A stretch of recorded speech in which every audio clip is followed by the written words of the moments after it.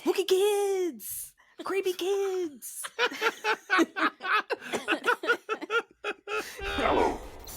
Do you want to play a game? What's your favorite scary movie? Be afraid. Be very afraid. See dead people. You're gonna need a bigger boat. Here's Johnny. The power of Christ compels you!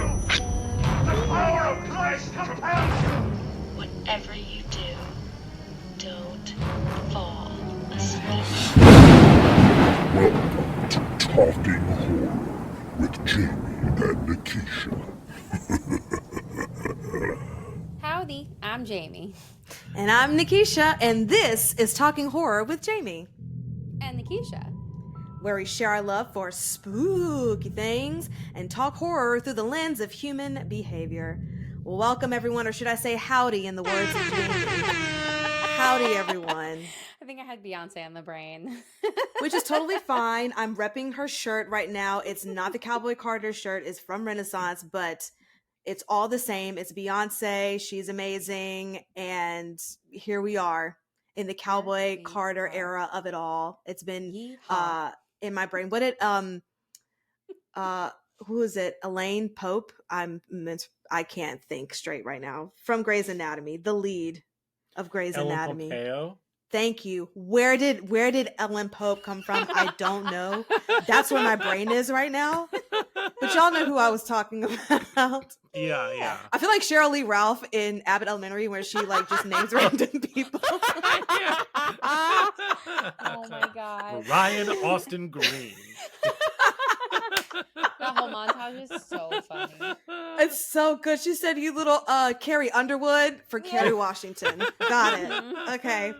That was my moment, guys. I promise I'm here with you. But what she said was, my weekend is listening to Beyonce and recovering from Beyonce. And that's where I'm at. I'm recovering from Beyonce in this moment. Okay. But that's not what we're here to talk about. Today, we are talking about the 1976 supernatural horror film, The Omen. Spooky kids! Creepy kids! I'm not here today, guys, but it's okay. It's fine. My brain is, I don't know, in the we're ocean. all sharing one brain cell, just between back and forth. Between the three of us. And I'm sorry, listeners, but we're going to get through this, and it's going to be an amazing episode. So, The Omen was directed by Richard Donner, and it is written by David Seltzer, and it stars Gregory Peck, Lee Remick, David Warner, Harvey Spencer Stevens, who's the creepy kid, and Billy Whitelaw. So, heavy spoilers for The Omen. If you have not watched it, the first three are streaming on Hulu right now, and I think I might endeavor in the other two. We'll see how that pans out. But I just want to know how the story continues. Sure. After this. So heavy spoilers, but Jamie, huh? I said, creepy kid, what's he doing now? Where's he at? Politics? I want to know. Maybe too close to home, but I still might watch it. Who knows? Oh my god. Here we are. Nikisha, So Jamie, can you you're please? on one today, and I'm into it. Okay, I'm gonna pass over the mic to Jamie for trigger warnings. I'm gonna shut up. Never shut up. This movie is about an evil child. Woo! So if you're child free and you don't like kids, this movie might not be for you. That's excellent. If you're child free and you kids, it's don't about do a it. kid. It's about this creepy kid. It's also about Satan. But there's a lot of mysterious, disturbing deaths that happen. Ooh. If you don't like impalements, if you don't like beheadings, if you don't like hangings, if you don't like being pushed out. No, there's a word. What's the word for being pushed out of a window? Oh, didn't know. Let me look it up. There's a word. There's a term. Yes. Yeah. Yes. It's like a one word. One word. It could be anything. I don't remember. I think we didn't we I'm look looking it it up up. for Suspiria? What defenestration? Yeah, Defenes- defenestration. stration? Yes. Okay. Yes, because I learned That's that word in wild. like high school, and so Yes. but I couldn't remember it right now. Yes. Now, so the there we act of go. throwing someone out of the window. Great. Yes, which is Damn. something that takes place in this film. Yeah. It does. If you don't like, so Satan is on one end of the spectrum, but also if you don't like church, if you don't like communion, if you don't like references to Christianity, like symbols, things like that, there's a lot of that in this. Jackals? Those damn jackals. Those damn jackals. Is it bad that when they reference the jackal, the first thing I thought of was the West Wing? The West Wing? Yeah, there's like a whole episode called The Jackal where like what's her face like does a rap and they reference it like the whole episode. I didn't even get that far in The West Wing, but I do distinctly remember that episode because I watched like the first That's season hilarious. like twice. Yes. Anyway.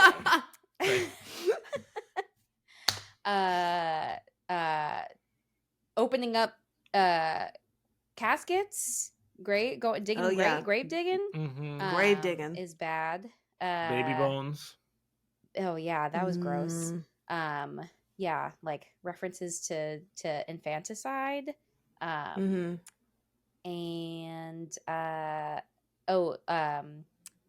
someone who was burned.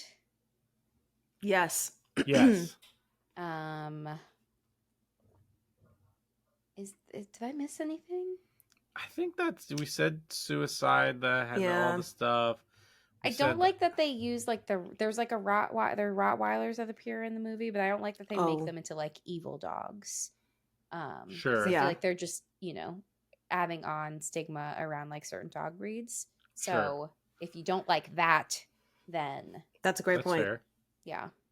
That upset me. I was like, oh, this dog is so cute. And then it was like growling. And I was like, it's still really cute. Well, a good thing. And none of the dogs die. So that's nice. They do show you a jackal carcass. But yes. Yeah. Yeah. But none of those cute barking Rottweilers die. They're So all safe. Fantastic. I don't think so. Creepy smiles at the end. Creepy smiles. Yeah, Revelation, all the things. Oh, yeah. The Bible quote, I forgot. The Bible quotes. If Bible quotes get you. Because, that stuff is wild. All right. Well, let's get into things. But before that, producer Brian, could you please give us some words? Sure. If you want to keep following us on social media, you can find us at Talk Horror Pod on social media, Instagram, TikTok, and Twitter. You can also find us on YouTube. Hi, YouTube. What's you can find us there on YouTube. And of course, you can see all the fun things that we do and the clothes we wear and the beautiful way we do our hair. And it's just for you. Yeah. YouTube. So find us there, Talk Horror Pod. That's all. Fantastic. Have you guys watched anything this week? So we did something really cool. Oh yeah. We went to the Philadelphia Film Society does some really cool. They have like horror nights and stuff like that. And we saw Scream, the original Scream, in a movie theater with a full audience. For the first time. Awesome. That sounds so fun. It was a double feature. Cool. It was Scream and Scream 2. We only stayed for Scream 1. Okay. But it was a really cool experience, especially never having seen it like in a movie theater with a group of people. It's a very different experience. And I think it was my favorite time watching Scream. Did they give you any ghost face masks or no? Like in 2 when they're doing the stab when movie. In the theater is like dressed up. Yes. Yeah. No. If we had stayed for Scream 2, like I would have liked to have been in the movie theater for that movie theater scene. Yes. But no, this guy who wrote a book called It All Began with a Scream. He interviewed people from the movie and wrote a book about it. He kind of helped to introduce the movie and did a raffle for the book, so that was cool. but damn, it was so much fun watching it. There were like 2 or 3 people who that was their first time ever watching Scream. So that was Excellent. cool. But we just had a really fun time. And I'll tell you what, the if anybody says that Scream isn't a horror comedy, like you've never seen it in a group of people, like in a movie theater before. I would argue that the theater was laughing more than they were like anything else. Mhm. A Yes. combination of like the silly 90s stuff and like outrageous like dialogue in the movie, Oh, yeah. mostly coming from Billy. But Mhm. Nev I'll Campbell tell you running. what, yeah, and oh yeah, Nev Campbell running got the biggest laugh in the whole thing. But Cause scary movie, the man. It just well, ruined that whole thing. there's no Scream and Scary Movie are the same movie in my head at Yes. this point. It's truly Agreed. wild. If you Agreed. have not at this point watched both of those, like they're the same thing. Yes. Like shot for shot. Absolutely, yeah. Mhm. Yeah. But, Scary Movie is a shot for shot remake of Scream with a Yes. couple of differences. But just in general, a really good time. The Philadelphia Film Society did an awesome job, and Matthew Lillard and Skeet Ulrich. The last 20 minutes of that movie, like, still pun intended, kill it, especially on the big screen. Like Yeah. all the Matthew Love that. Lillard stuff gets huge laughs.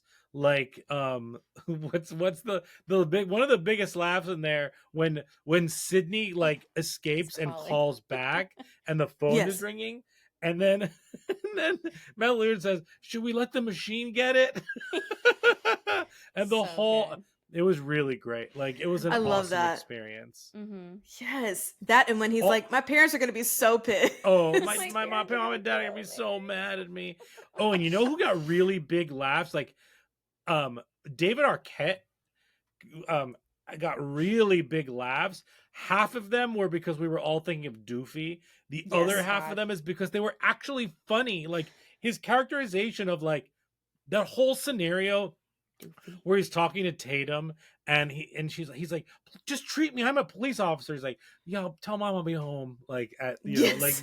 like all of that stuff is genuinely funny. Like I Yeah. think that Wes Craven's superpower, and we talked about this when we did Friday the 13th, Nightmare on Elm Street, but and some of the other Scream movies. But Wes Craven's superpower is his ability to balance the tone of a movie that are so diametrically opposed that Foes. they still work. Yeah, I know.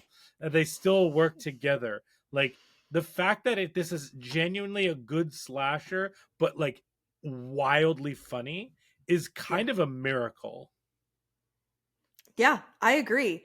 I think the added experience, like you said, of having it with other people is something that it just adds so much to it than just watching it by yourself. Especially if you've already seen a movie before, so then it's you're not thinking about what the plot is or trying to hear things for lines and all that stuff. It's just like I can sit here and have a good time and enjoy the experience of these people watching it for the first time while also being with a group of fans. That's cool. Yeah. And Jamie was cackling. Yes. I love it. I would love to experience Scream because that was 96. And I definitely, as a 7-year-old, was not going to a theater to watch Scream. So if the opportunity arises, I would also love to go and see that in a theater with people. Yeah, it's definitely worth it. It was really right, Jamie. Definitely worth it. Oh yeah, it was a really good time. Yes, it's a Scream, baby. We love it. We love to see it. I didn't watch anything specifically, but I am going to put The Rental on my list to watch. So yeah, when I watch that, we'll discuss and then talk about that conversations we had before we recorded, guys. So let's get into the Omen. We need a plot summary. What's the plot? And producer Brian is going to give us that 2-minute plot summary of the Omen, which I have a feeling that he can do it in less. I think so too. But you never know what I'm going to focus on for no fucking reason. That's the joy of the podcast. The joy of the podcast. All right. 2 minutes on the clock for the Omen. Yes, indeed. Oh, They are man. on the clock. Oh, man. Oh man. All right. man. Ready, steady, go.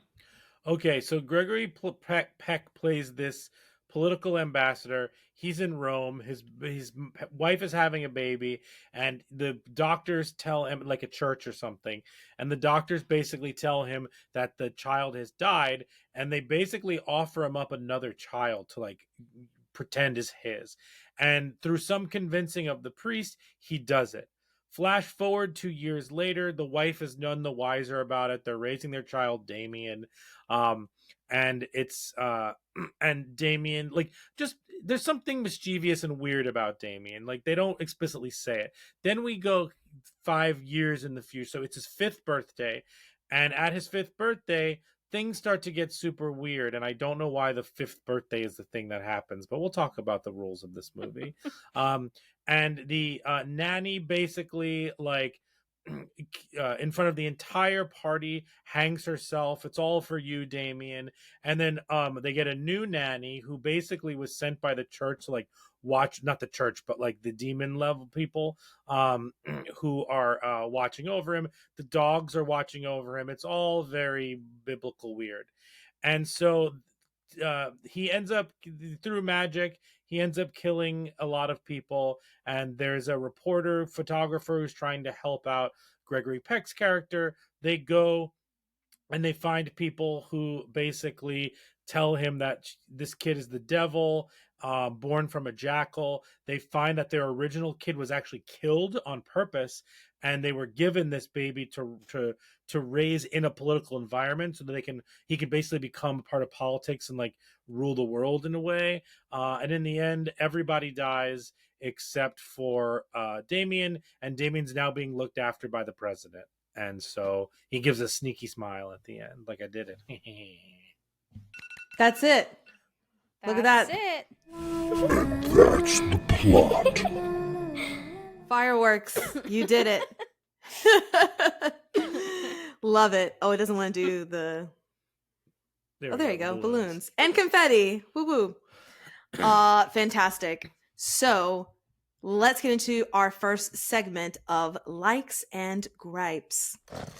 And now our likes and gripes. Now, just for the listeners to know, we have all seen this before, yes. I will say that for me, this is my first time actually sitting and watching it all the way through, because I would just see bits and pieces of it via the AMC channels. Yes, channel, not streaming service, channel. Their Fright Fest that they would do every year. And they literally would have The Omen 1, 2, and 3 and The Exorcist on repeat for like the whole month. This is the only Omen movie I've ever seen. I did not see the remake with Julia Stiles. I have not seen any of the sequels. I've only seen this one. Yeah, I've seen bits and pieces of the second one, but again, via the same reason.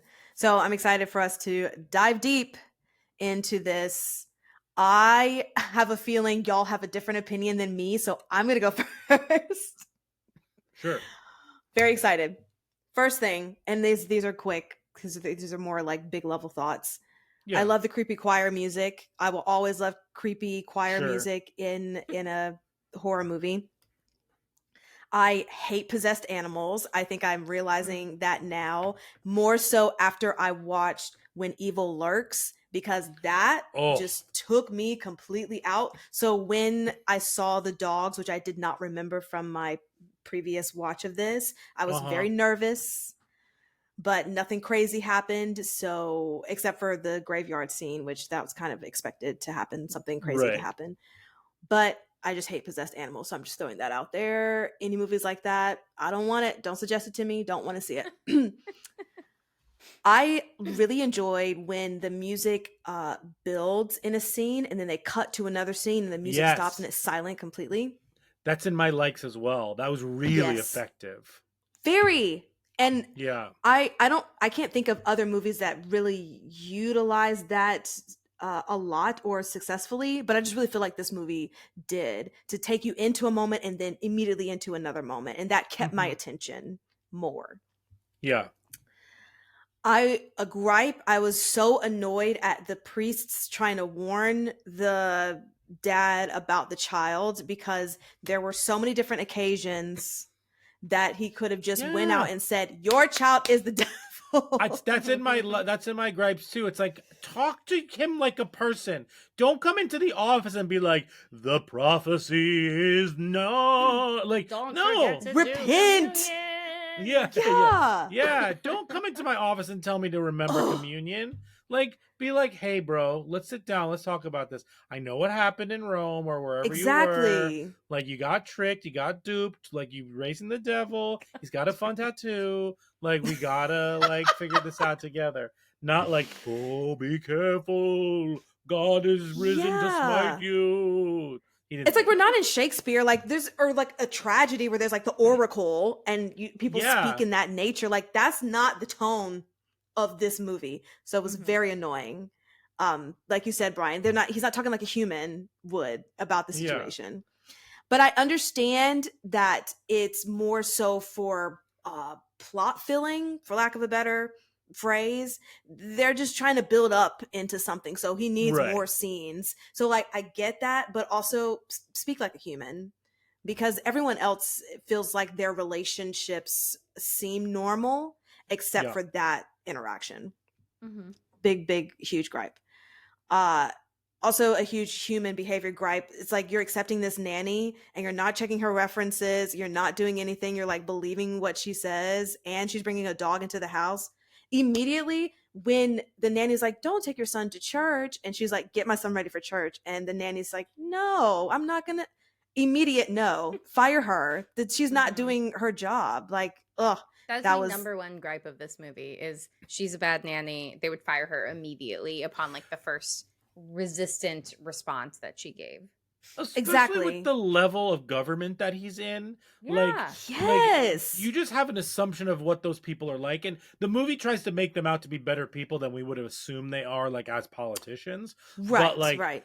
But like, yeah, the second that whole plot line genuinely like could potentially ruin the enjoyment of this movie, because it truly doesn't feel real that they wouldn't have had like somebody escort her off the property and even subdue the dog at some point. Like all Yes. of that would absolutely, you know, we're not going to protect Damien. Like, Damien's already the devil in this movie. It's not like we're trying to save him or whatnot. Like, what's done is done. But like in terms of like realistic expectations for when you're hiring somebody, and both parents were just like, "Oh, you did it? No, you did it." Like, she's like, "Oh, I was sent by a church. They sent me like, or by not the church, the agency, the nanny agency." Yeah. I'm just like, then call like, no, sorry. I agree with Jamie. I think that's my number one gripe of this. I just got out of control. I'm so sorry. Yes. No, but I agree. That was a nice little mini parlor talk. We haven't said that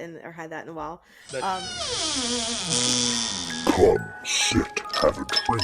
It's parlor talk.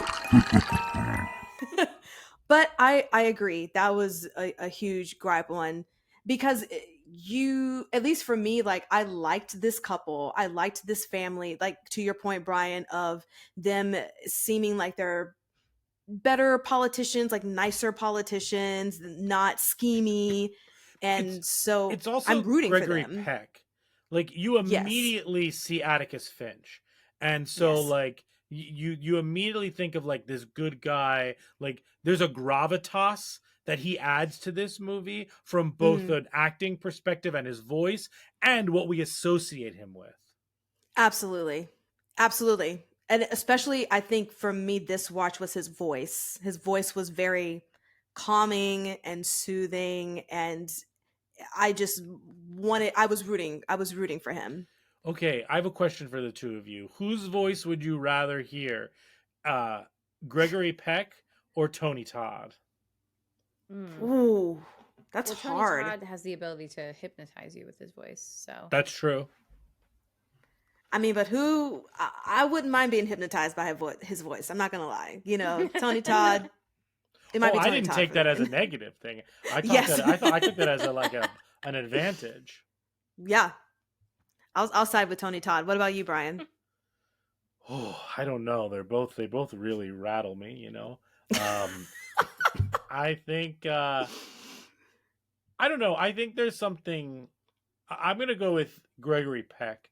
I think there's just Okay. something very stately about it that I appreciate. Something very controlled about it, and I think Mm. I like the calming aspect of it over the sense of dread, the sexy dread, but dread that you get from Tony Todd. We love sexy dread. Sexy dread is a thing that we talk about on Talking Horror all the time. Absolutely. I'll keep that in the memory bank of things. Sexy dread. Sexy dread. So speaking of Gregory Peck, also, I did. This is going to be twofold. I did like how supportive his character was of his wife to a point, because when his wife is wanting to seek help, he is very open to that and not gaslighting her, even though he knows what the real deal is with Damien. So I appreciated that. But the whole thing about not letting her have an abortion, that's a thing of let her do what she wants to do. It's obviously bringing her distress. The psychiatrist is telling you it's bringing her distress. Let her do what she needs to do for her peace of mind, because you already see that she is in this state. Mm-hmm. However, I would like to compare this to like a Rosemary's Baby situation and say that Gregory Peck was better in the sense of like, even though he knew the scheme, he wasn't necessarily like gaslighting his wife, like in Rosemary's Baby, where like the husband knew the scheme and was also being like, everything is fine, you're okay, I don't know what's wrong with you, like everything is fine. So I guess I'm just saying I appreciated more in this that Gregory Peck was more supportive and not just completely dismissing her. Mm-hmm. But that also might be an example of how I see men in my relationship. So I don't know, but I was just here for it, you know. Yeah. Revelations here. I think that well, I think there's a couple things that add to that, if I may jump in Yes. quickly. I think that this is a hot take. I don't know. But I think that the father at the beginning of the priest father at the beginning of the movie does a sensational job of convincing Gregory Peck to take the kid. At least from a viewer perspective, it's very believable the way that he actually uses his tactics and the dialogue he's given and whatnot, like as an actor and as the character itself. Like, I think it's believable that he would take the kid and not tell the wife, based on like how much he loves his wife, how much distress he sees that she's in, how sad he is, like just behind the scenes. But then the priest like uses like every tactic in the God handbook to like try and convince him, and I think it's super believable. So I think that helps down the line for you to Fair. watch Gregory Peck and know that he like none of it was done out of malice. He wasn't like cheating. He wasn't like, it's none of that like orphan stuff, or like it's none of the like bad husband stuff. I'm not saying, realistically they should have told the wife and still taken the kid. There's no reason to not take that kid that same night,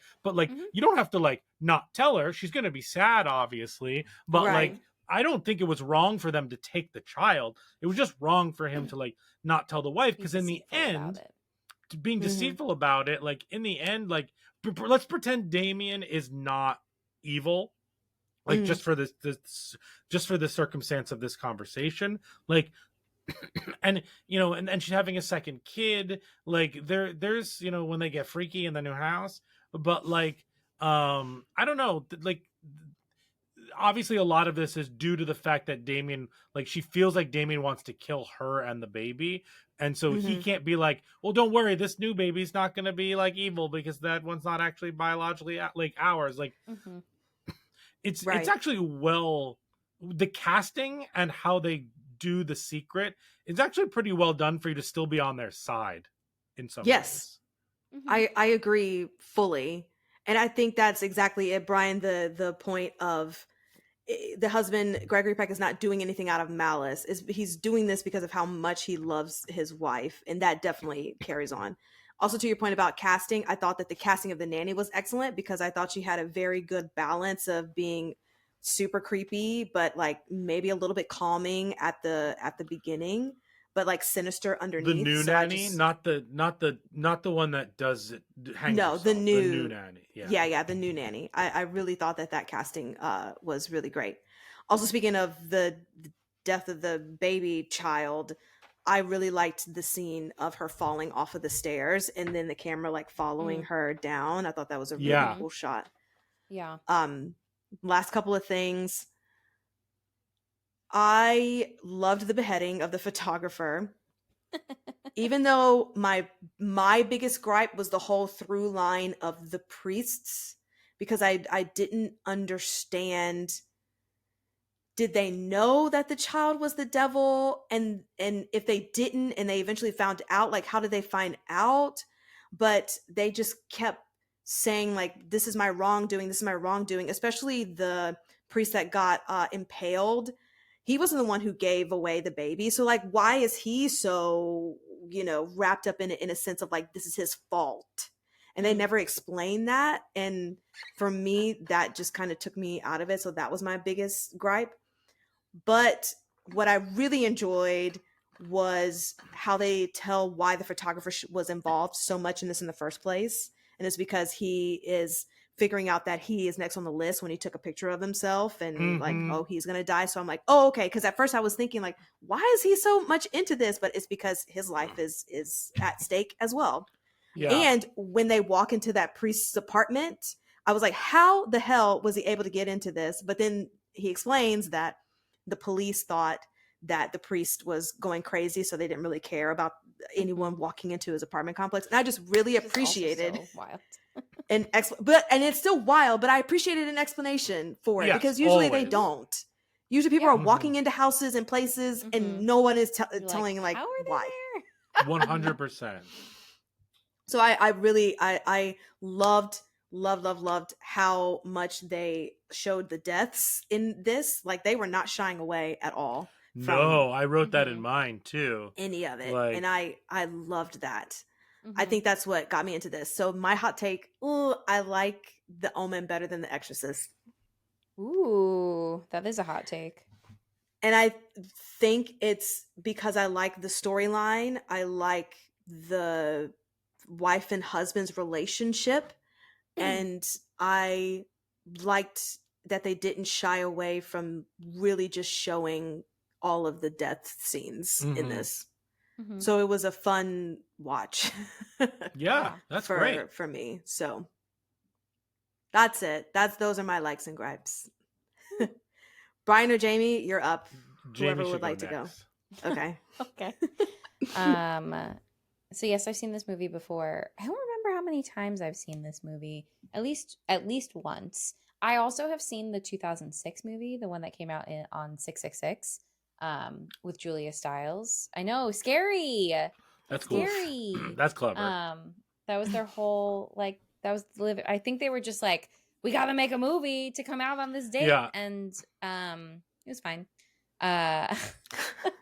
Fair. But Julia Stiles, again, playing another mom of a creepy kid. Yeah. Yeah. Really. I remember the Really? publicity for that too. It was so Yeah. wild. Yeah. The publicity was literally all about like, this movie's coming out on 666. Like that's, Exactly. that was the entirety of it. And it was like, okay, can we come up with anything else? No? Okay, cool. But I do also, it was written by the same writer. I think he wrote both. Oh, really? I think so. Yeah. Which is pretty wild. What were you going to say? Oh, an old David Seltzer. I would David Seltzer, all that Mr. carbonated Seltz. boy. No, I was just gonna say that the remake has a 26%, I think, on Rotten Tomatoes. Oh, yikes. Yeah, it was fine. Like, I don't really remember a lot from it. I like Julia Stiles, Liev Schreiber, Mia Farrow are in it. And I remember that, I mean, spoilers for the 2006 version, but they do the same scene of her getting knocked off the wherever she balcony. is. Yeah, the balcony. And like is hanging on to the thing.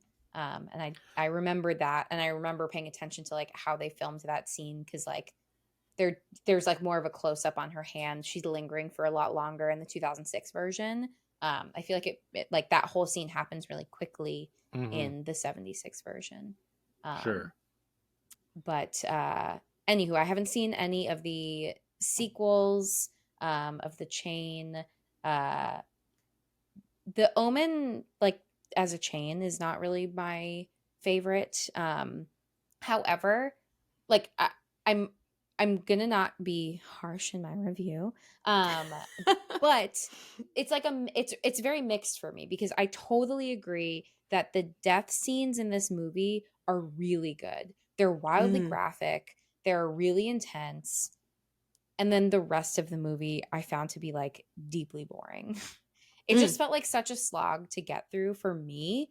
But I distinctly remember like very vividly all of the like really intense death set pieces. And like, you know, the quote from the beginning, like, "It's all for you, Damien." And you know, remembering her falling off the balcony and remembering the beheading scene is wild. And I was like, oh boy, like that guy's gonna get impaled. Like I just remembered all of those things, and then everything in between I was just like, I don't know why. Like it wasn't compelling enough. I think what really annoyed me about this movie was the relationship dynamic between like the husband and wife, in that for me, and this kind of reminds me of something that Brian said about like millennial relationships, but for me, I'm annoyed because like how much fucking proof does Gregory Peck's character need in order to like come to a conclusion? For like, sure. This movie is just like evidence gathering, and it takes far too much evidence, in my opinion, for him to like finally believe that something is like really, really wrong. Like there are moments where it seems like he's getting there, but then he like then it moves away, and like that doesn't really totally jive with all of the wild deaths that are happening, which sure could be coincidences, but like at what point are you like, let me just explore this as a possibility, like just give it a little bit more like credibility. And I feel like it just takes too long. It takes like literally until he sees the 666 on the back of the of Damien's head to like be like, okay, I believe it. And at that point it's like, well, obviously it's going to be too late for you because you have nobody else on your side, and like it, you know, what's the likelihood of you actually being successful? So like that's ultimately my biggest gripe with this movie, is like, but like believe your partner. And like that's why I was thinking about the thing that Brian said about like how I feel like there's a lot of there's just a difference in like what millennial relationships between partners look like, as opposed to like all of those stupid like, oh, the ball and chain, or like, oh, I'm gonna go play golf so I can avoid my wife, and like all that shit. It feels like it fuels this like very archaic and dated idea of like, you know, and it's also very like heteronormative of like male like husbands not believing their wives or just like disregarding them, and like it felt like it kind of fueled that mindset. And so like that for me felt really problematic and annoying. And then she dies, but then he's still with this other person. I'm like, you still don't fucking believe, like what will it take for you? This guy just got beheaded in front of your face. I'm just like, oh my God. So absolutely that really annoys me. But like to then say like, well, if you want to have a bunch of really good set pieces that kind of make sense and like allow the movie to continue, I guess he has to be like really ignorant and like not understand the severity of the situation for long enough in order to get all of the really cool deaths. So I'm like, fine, whatever. But like that for me, it just made it harder to like get through the movie because I found that deeply frustrating. Also, like, you as the father have the biggest piece of information that no one else has. Like, you have the big puzzle piece of like, you don't know where this kid came from. Right. Yeah. But it even goes to like what you were saying, Brian, of like, I think it's reinforced by him being dishonest with his wife about where this child came from and just like pretending like it's their biological child. Like, why they make a reference to like her not doing very well in the beginning and like kind of justifying why they need to like just Mhm. replace the baby, but it's super vague. I kind of I mean, like for me personally, like I am personally curious about like what do they mean, Mm-hmm. and like how do they Right. think that just like a bait and switch is going to be like helpful for her mental health, but like yeah, her never learning the truth and him lying about this like also just is so problematic. And while yes, it's not like the gaslighting that we see by Guy in Rosemary's Baby, it is still deeply manipulative and like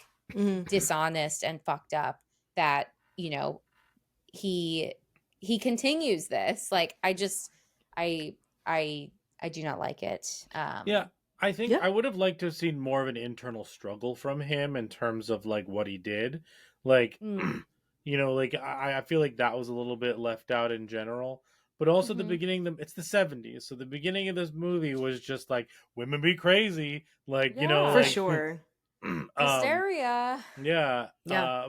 But I definitely agree with a lot of that. Um in general, for sure. I also wonder, because when we talked about The Exorcist in the 70s, like a part of the reason that like there are a lot of good religious horror movies from this time is because like the church was changing, people's trust in the church was changing, like a lot of that. Mm-hmm. And like this movie kind of, I wonder how much of this movie when it aired then, when it came out then, was not trusting the church, and that's kind of why this other side of like the church, the devil aspect of it, was very popular.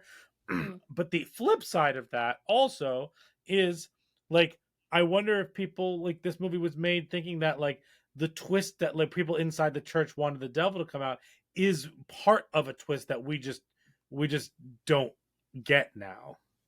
Mm. I don't know. Yeah. I don't know I the don't answer. I'm know. just throwing that out there. Right.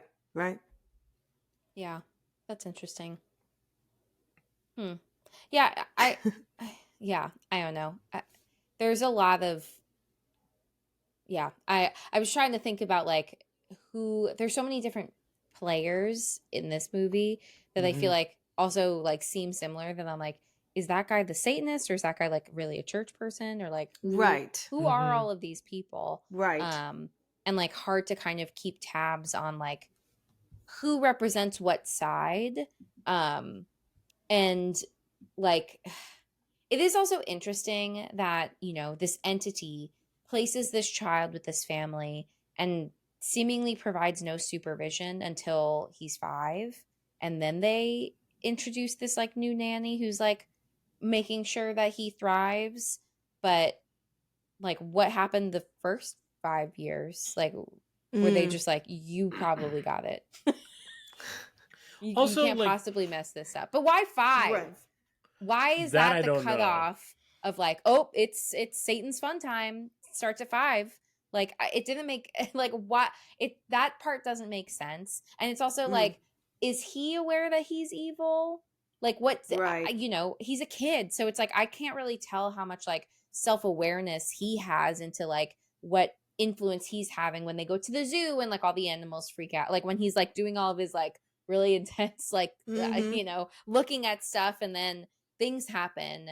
Like does he know that he's doing it or is he influenced by it? Like is the nanny telling him to do things? Again, like I guess none of it really matters. It's more of just like I'm curious about how this whole like child of Satan works. Yeah. Right. Which I'm wondering too if it goes into a little bit more detail in the other two of following like how much he does or doesn't know, or if it's some type of like internal conflict when he is getting Mhm. older and he's fighting Mhm. against something on the inside of him, you know. Yeah, But that as a would be kid, you're cool. not think you don't have that awareness. Yeah. You're just impulsive, you know. Yeah. So Here's a maybe wild thought. What if Yeah. okay, because he at the end of the movie is like being adopted by the president, which is Mhm. wild. Wild. What if that is like the like the long con to create the purge? What if there's a connection between the Omen and the purge world because Damien influences the The founding president? fathers. Yeah. The cinematic universe The new that founding is Wouldn't fathers. that be an interesting twist? I'm into it. that'd be a nice connection Write that down, Jamie. Okay, copyright. Let's get that out don't there. take my idea. Yes. Copyright, trademark. Yeah. Anyway, nothing. I don't really think I have anything else. I liked the photo montage in the beginning. Like, I like A the lot. work that they do to establish this like family unit, but then Yes. it just kind of feels like, I don't know. It deeply, deeply bothers me, that relationship dynamic, and like not understanding it, and feels super dated. So like, obviously I don't like it. For sure. That's absolutely understandable. Yeah. But beheading. But beheading. That's what we're here for. It's a horror movie.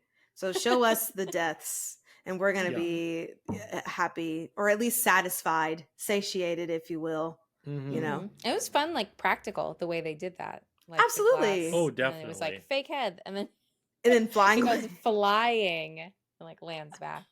Excellent. Love it.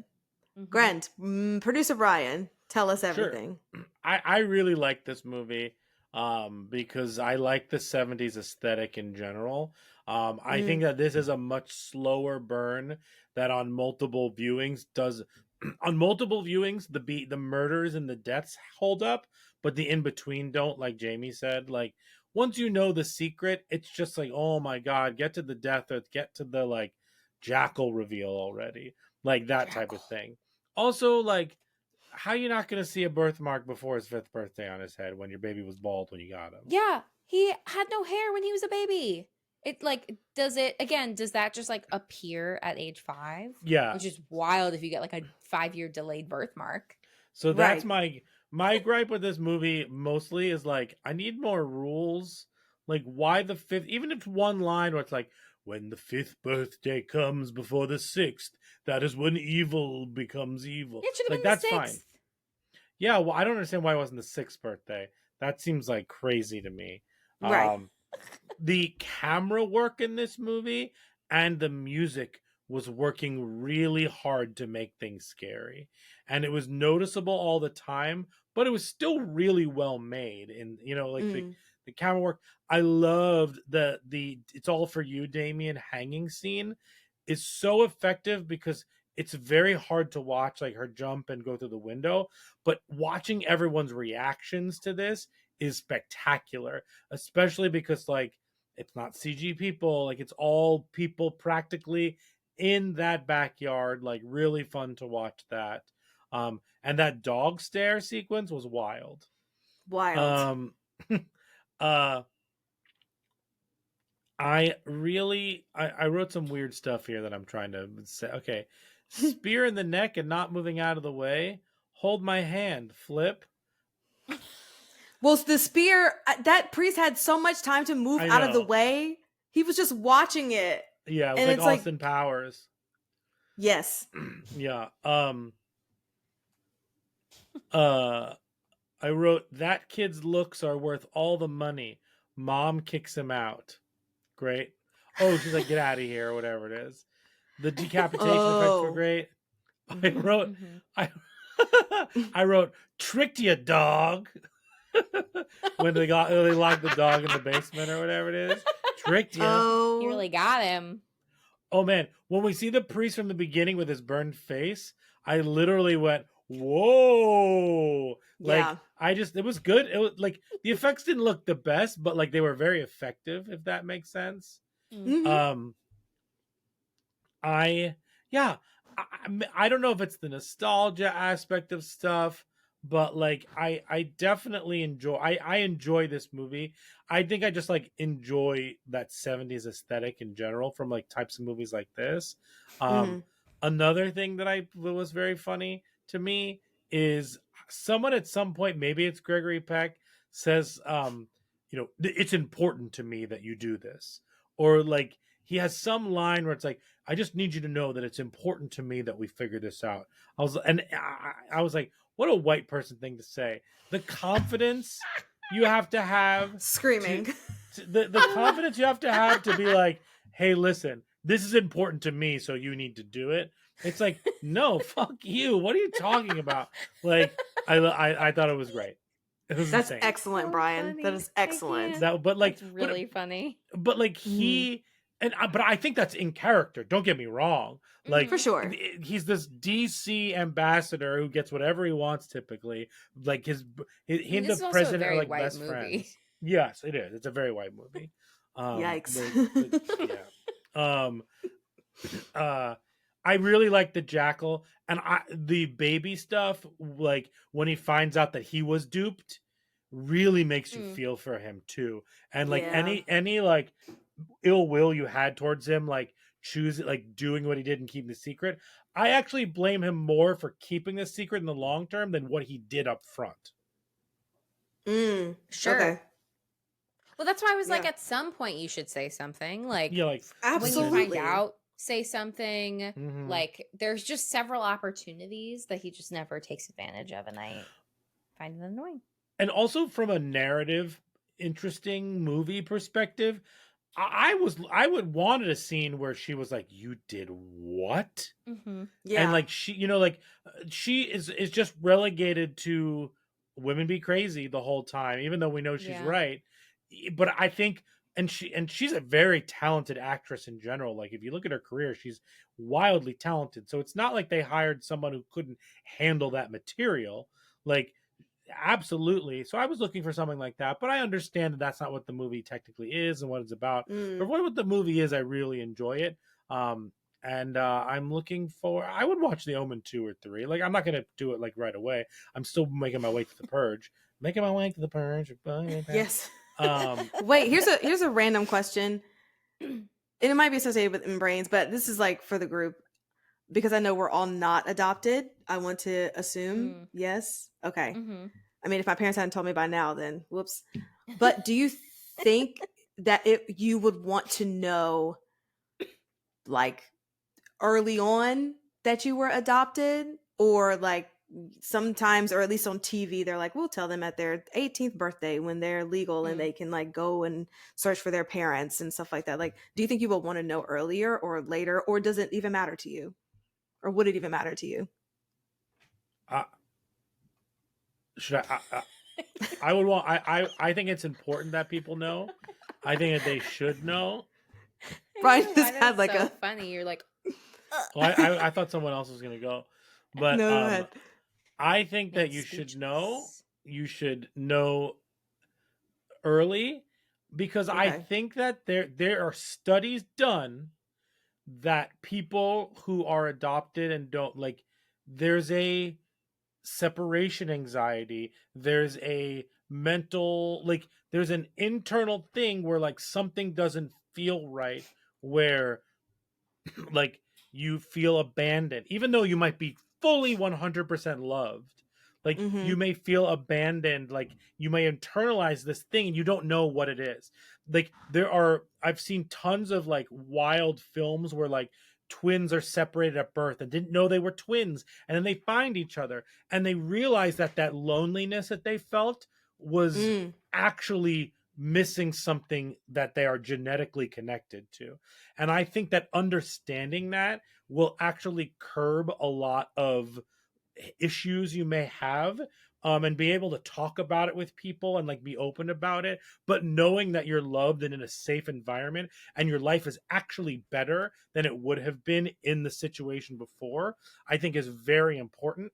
At what age you tell someone, I don't know the answer to that. I haven't done any like research for yeah, but I do think it's important, and this is just from the media that I've been exposed to, and some of it is wild stories and pretty on the one end of the spectrum where it's like, ooh, like shock and surprise with like the wild stories, but that's my feelings about it. Okay. Jamie, do you have thoughts from a therapist's perspective? ooh, therapist brain. I mean, I agree that I think that like it definitely has an impact on child development. I do think it's really important to be open and upfront about it. I'm not a child expert, so like I can't say exactly what that conversation looks like, but I do think that like with therapy, with support, like there are ways to have a conversation. I think even at a young age to like talk through it. because I think it's going to look differently at a lot of different phases of life, like for younger people, for kids and stuff. So I do think it's important to like be upfront about it. Yeah, I agree. I think I would want to know sooner than later.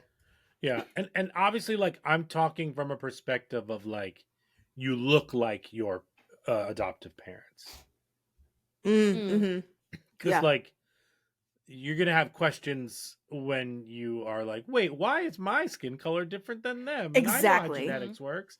For Like, sure. like obviously, I'm talking about like if you never said anything, like it you might be like, why do I not look like them? But like Mhm. you know what I mean. Yes. Yeah. No, absolutely. And Jamie, were like you I gonna say think that something? yeah, just like on that note too, like I think I think that from anecdotes and stuff that I hear, that like a lot of adoptive parents want to introduce like the culture, like the culture of like the birthplace to their adoptive child. And like I think that also connects back to like sharing this information early on, that they're able to expose them to that, even though like they as the adoptive parents might have a completely different like culture and experience. And like, you know, wanting to provide like all of that to someone, I think can be really valuable. Yeah. But again, So- that's also coming from someone who's like isn't an adoptive parent nor is adopted. So I have two movies that everyone should watch. One is called Twinsters. It's about these twins who were separated at birth, and through Facebook, and one is an actress. One of them saw the other one in a movie. It's like, why does that look like me? And like Cool. that kind of led to them discovering their long lost twin. I actually did theater with one of the girls when growing up, and it's a wild story. The second one is Three Identical Strangers, that documentary. Oh yeah. Yeah. Definitely watch that. That's some fucked up shit. But That is wild. we're really skipping around. That was my suggestions, and we Oh did yes. brains, like, yeah, a little bit of brains in there. Yeah. But I was just curious, in just talking about adoptive parents and stuff like that. I mean, honestly, for me, I don't think I'll ever biologically have kids, so I probably will adopt. But also I would probably adopt not a baby, but someone who's older anyway, so they would absolutely know, like, I am not your I know what you mean, but I just imagine you adopting like a 90-year-old man. That's absurd. No, Brian, that's called a sugar daddy. Yeah. We don't have time for Oh wow. Oh man. You really set and spike. That was truly a perfect joke. Great. Yay. Fantastic. Well, we're already in it, so let's officially get into brains. Oh, they're so Tasty.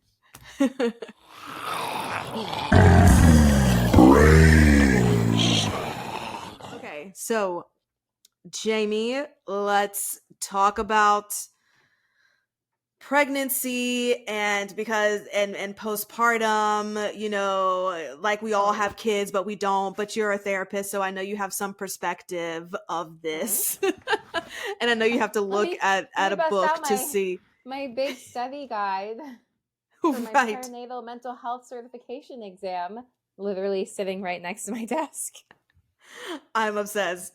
I just also love to, because and it's so funny because there is so many questions that we could have in brains about like children and stuff, and we're just like millennials, like living our lives like without. So anyway, it's me putting Jamie in a box is what I'm saying, and she's gonna just be the everything therapist. So right now we're gonna talk about. Me. We're rebranding. That's I'm Jamie. You're everything therapist. Yes. Just kidding. Please don't come to me for everything. But I do want to talk about, there's a guilt of, you know, or a disconnect when a mother first has their child. Like, that can be a thing. And I feel like I probably just saw this from like a Blackish episode, because I think that Tracy Ellis Ross's character goes through a postpartum depression in a sense. And I just want to talk about ways that I guess mothers could find support in postpartum, and being kind of disconnected with your child at the beginning, because it is a thing. So I don't know where that question was going, but if you can just on the subject of that, kind of talk about that. Yeah. No, I think that that's a really great question, because I feel like there's so much pressure. There's so much, you can probably stop that sentence with like, when it comes to pregnancy and like parenthood, like there's so much pressure, period. Yeah. I think there's so much pressure around what that relationship is supposed to look like immediately upon giving birth. That like you will immediately have this very strong bond with your baby, you know, because like this baby has been growing inside of you, and so like that is contributing to like how you're going to feel, you know, once you give birth. But that's not always the case.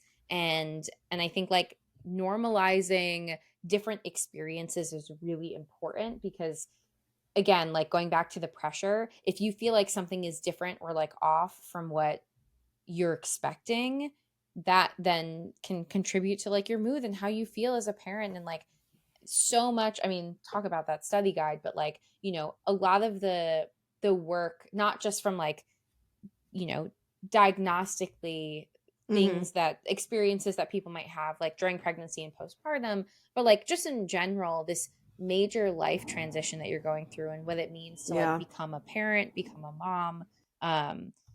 If you feel like you're not connected to your baby, there's this internalized like, oh God, what's wrong with me? And like that very much just like stirring up so much like identity crisis, and like, you know, if our bodies are made to like do this, but then we like fundamentally don't quite feel like this is the role that we're supposed to be taking on, like what does that then mean now when like, you know, you deliver a baby and then they're like, okay, like time to be discharged from the hospital, and you're just like, what? Right. So Yeah. you know, it can be really I think jarring and disturbing, but like it's not totally unusual. I mean, also thinking about like non-birthing parents and that process, like, you know, like non-birthing parents don't necessarily have that experience of like being pregnant, and so how are they building a bond with their child, that they also might be biologically related to? They're just not the birthing parent. So like I think thinking about that perspective too, that like partners can also be partners can also be affected by you know, perinatal mental health disorders as well, for like a lot of different reasons. Obviously birthing partners are experiencing a lot of hormonal changes and things like that, but like there's so many other factors that can contribute to all of this. But I do think it's important to like note that too, because I think both of those experiences can be really normal, that like either parent might feel disconnected for a variety of reasons, and we have to stop saying that like, you know, that everything is going to be wonderful and perfect and it's this like magical experience, when like there's so many factors that like might look different from that, but that doesn't mean that like inherently there's anything wrong. And it might take time. Again, like this is a huge transition. Like you're literally taking on a new identity as a parent that like you might not have previously had before, or maybe you have been a parent, but like this experience is totally different from the previous experience that you had, or like any other number of things that can impact why you might feel that disconnect. I think it's really important to like name it. There's a lot of like barriers to support around like perinatal mental health. One big issue is like screening. There's no like consistency across like who feels responsible for doing mental health screens, between like conception through postpartum. There are like questionnaires and things that like some doctors at certain parts of the process might ask, but like, you know, some OBGYNs like don't feel comfortable or like feel like they're responsible for asking about mental health. Other folks might not have access to a mental health care provider, so like they might not be asked those questions. Mhm. And it is important to ask them, like, again, during pregnancy and also postpartum, because things can change vastly throughout that experience. So that was a Absolutely. lot of words, but long story short, like, support is super important. Like, you know, literally, like, there likely is like a wild team of people, both professionally but also personally, in your Mhm. life that, you know, that you otherwise trust, and like these are people that you should continue to lean on going through this process. Like, if you are feeling anything that like feels unusual, name it. And also, like, you know, the baby blues is a thing. So like the first 2 weeks after giving birth, there might be a lot of like changes that you're adjusting to, and Yeah. that is like a very normal response to like like a normal postpartum response, but it's not considered postpartum depression, and unless those feelings linger and are worse like two Ah. weeks and after. So like there is a distinction between like that first 2 week period where you might feel just like, you know, having a hard time adjusting, maybe some Mhm. difficulty falling asleep because of like crying baby and like when do I sleep, you know, like you might be feeling emotional, but like there's a there's a range to which like that's typical, and then like beyond that, and if it goes on for a much longer period of time, that might look more like postpartum depression. Yeah. So I think, again, like normalizing a lot more of these experiences. Like baby blues are common for like up to 80% of birthing parents, so like that's a super high percentage that like most people are probably experiencing these things and might still feel kind of bad about it, but like it's normal. Yeah. Which I think that's, like you said, the number one thing to remember, that it's normal. And a good thing to note is that it can be for both parents, not just the birthing parent, which Yeah. a lot of people will probably just, not think about. So, Mm-hmm. Yeah, no, that's it great. affects everybody. Right. Everyone's going through the transition. So, Right. You're going from not having a human being to having a human being in your mm-hmm. space. Like, who's Yeah, not going to be um, you know, changed or transformed through that? It's a whole yeah, different they're living not experience. self-sufficient, unfortunately. They don't come out Fortunately. that way. It's a bummer. Yikes. That's why I'll adopt my 90-year-old man, like Brian said. Yeah. I think there are websites for that. Yikes. Fantastic. Okay, I would love your thoughts on the psychiatrist that they hire for the wife. And also, was it legal that the psychiatrist was talking to the husband about everything that was going on in the session with the wife? What's that? uh you know, I don't know what the laws were in 1976, but I'm just like, whose therapist are you his therapist, or were you her therapist? Because you're Exactly. talking about a lot of confidential shit to the husband, and like Mm-hmm. what is going on. Right. Like in today's age, like Brian should not be able to get all this information from my therapist. So, Right. you know, knowing that your information is confidential, with the exception of like if she said that she wanted to like hurt or kill herself, if she said she wanted to hurt or kill somebody else, or if their child was at risk of being abused, which like at that point, that was not what Damien was doing. So, Right. and the psychiatrist probably wouldn't be talking to the husband. The psychiatrist would probably be talking to like a hospital. Mm-hmm. Exactly. Trying to make sure like everything, yeah, was okay, as Yeah. opposed to just, yeah, your wife wants an abortion. Like, what do you think? What? Yeah, What's far that? far too much info sharing for Yeah. my comfort. I mean, the only other exception I could potentially see maybe is like you can sign a consent form like as a client, and there are special consent forms for therapists to be able to speak to other people, and like with specific reasons that you can, or like specific information rather, that's being disclosed that you can decide can be shared, but like Mm, you have to give explicit consent.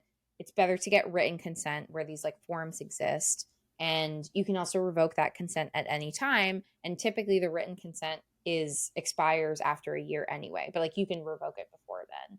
So like perhaps she was like yeah, sure, I consent to you talking to my husband, but I don't get the sense that that's what happened. I don't think they really Sure. cared. I think he just dove in and said, "This is what's Mhm. going on with your wife. Here's all the information I got. Here's everything you need. Here's everything you need Yeah. to make the decision." Mhm. Okay, well, I'll leave it at that since we had like a little brains before the brains. Sure. So grand. Shall we rotten tomatin? Rotten to molten. It's the Rotten Tomatoes game. I already saw it by accident. Oh, you did? again. I Arner. did. Oh no. All right. So Jamie, what do you think Yes. this has on Rotten Tomatoes? My God. I'm going to go with the year and say 76. It has an 84. Okay. The Which is audience cute. score is an 81. Okay. And the Omen eschews an excess of gore in favor of ramping up the suspense and creates an enduring, dread-soaked horror classic along the way. Okay. Jimmy's like, maybe not, Okay. but all right, cool. But now, what do you think this has out of 5 on Letterboxd? Nikisha, you go first. I'm just gonna go with an even 3.0. All right, Jamie. 3, 4. This has a 3.6. Okay.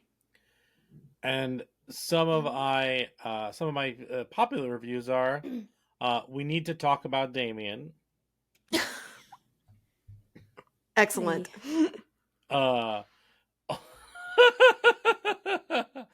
Honestly, that's a reasonable reaction to being forced to go to church. But That's good. My favorite is ultimately a movie about how poorly equipped rich, emotionally distant wasps are to deal with raising a kid with ADHD. Yeah. That pretty much sums it up. Yeah. The end. The end. Wow. The end. Fantastical. So yeah, that's the Rotten Tomatoes and all of that good stuff. My next question for you is: should we do the 4 S's? Yes. Skull, scare, shakes, and suggestions. The Talking Horrors 4 S's. The 4 S's are skulls, scares, shakes, and suggestions. We are going to go through those 1 through 10, rating them, how well you think they handled mental health and human behavior, how scary was it, and did it affect you, and then how much will it stick with you? Is this a one and done? Will you keep watching again? So Jamie, why don't you start with your skulls, scares, and shakes? Sure. For skulls, I'm giving this a 4 because I don't really think there was a lot of peopling happening Fair. in this Sure. film. Mm-hmm. But for scares, I'm also going to give this a 4. I feel like my scares has really become more open because a lot of points are boosted because of those death scenes. Like I think that they're really well done. Again, it's not like jump scary necessarily, but like they're very graphic and gruesome, especially for like 76. Yep. And so like I'm trying to think like in that time period, it was probably like deeply disturbing and shocking and just impressive that they did it. So yeah, I feel like that bumps it up a few points. And for shakes, I'm giving this a 6 because again, those were the scenes that I remembered most from this movie. Even from like when I saw it like years and years ago. So I feel like while I didn't like the whole movie, that there are still things that are very impactful that will stay with you. Absolutely. That makes sense. Nikisha? I gave a 5 for skulls for the same reasons. I just really was annoyed at that priest. Oh, just say what you need to say. Communicate. Yeah. Scares, I gave it a 3 to Jamie's point as well because it didn't necessarily scare me, but the death scenes were very graphic and I enjoyed that. So 3 for scares. And then 7 for shakes. I really had a good time watching this and yeah, it makes me want to watch the other ones. I also did a 4 for skulls. I did a 4 for scares and Shakesay also gave it a 7. Nice. And my Nice, movie nice. suggestion is Don't Look Now. From the that movie is great. You should all watch Don't Look Now. I've not seen that. Mm-hmm. Nice. I did Orphan First Kill, though. Sure. For the parent-daughter dynamic, whatever. I did And Julie Stiles. Orphan for the Aye. for that same thing. I also threw in Children of the Corn for Oh, More that's Evil a good one. Children. Oh my And gosh, y'all! then- Oh, sorry. Go ahead. Oh yeah, no, you go first. No, I was just gonna say I tried to watch the remake because it's streaming on Hulu. I could not get through the first 10 minutes of it. Oh, it's really awful. bad. Yeah. Anyway, sorry, keep going. No, my last one is it's like a horror comedy parody, but it very much is like parodying this movie. Little Evil, I think, was on Netflix. It might still be on Netflix. With Adam Scott and Evangeline Lilly. I saw it when it came out, and it was funny. So it's like this guy suspects that his new stepson might be evil. Ooh. Yeah. I have to find it. Mm-hmm. Cute. Well, I think that's it. I think that wraps up our episode of The Omen. You can follow us on all the social medias, Instagram, TikTok, Twitter, at Talk Horror Pod, POD. And Brian, where can they listen to us? You can listen to us wherever you get your podcasts. You can find us on YouTube. Hi, YouTube. Hi. You can find us there. You can also find us wherever you get your podcasts, like Spotify and Apple Podcasts. Rate and review us there. 5 stars, please. And thank you. Do you know what I need from Apple? I need that when Halloween or when the holidays come around, that their things change. So like instead of when you do 2 thumbs up and there's fireworks, it should be like exploding body parts, like limbs for Halloween. Interesting. Or like it's raining blood, like in Nope. Like just something. Yeah, That's all. Do you have a quote you want to sign off with, Brian? It's all for you, Damien. That scene is just all for Damien. that scene really sticks in my head like a lot. Yeah. It's a powerful start. Yeah. And then to a otherwise boring movie, Jamie. Well, thanks for listening, guys. Bye. Bye. Bye.